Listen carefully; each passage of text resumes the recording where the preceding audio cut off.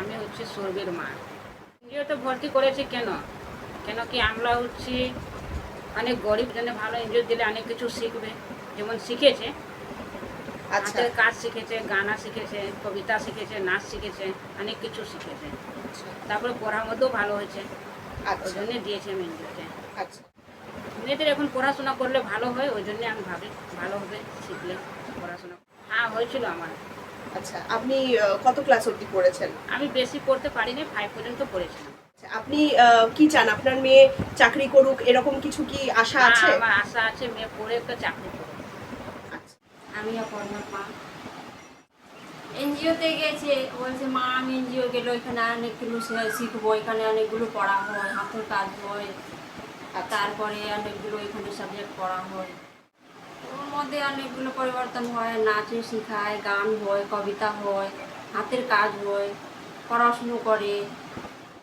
আমি তো করেছি, 9 অবধি করেছি, কিন্তু আমি তো কিছু করতে পারি নাই। তার জন্য মেয়েকে ভেবেছি যে যত আমি পারবো অত আমি ওকে সাপোর্ট করব, পড়াশুনো করাবো। পড়াশুনো করা উচিত, কেন কি নিজে পায়ে দাঁড়ানো ভালো, কারো এখন সহযোগ করা ভালো না, নিজে পায়ে দাঁড়ানো অনেকগুলো ভালো। নাম Pallabi Bhumali, 6 class, Durgapur project township girls high school. আমি এখানে 5 বছর ধরে আসছি। হ্যাঁ, আমার এখানে আসতে অনেক ভালো লাগে, কেন ভালো লাগে?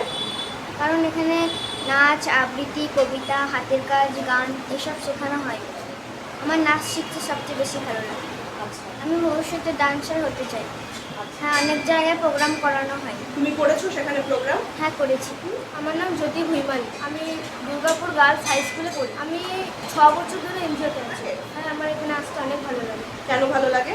কারণ এখানে নাচ, গান, আবৃত্তি, ড্রয়িং অনেক কিছু শেখানো হয়। আমার সব থেকে ড্রয়িং আর নাচটা করতে অনেক ভালো লাগে। আমি বড় ডান্সার হতে চাই।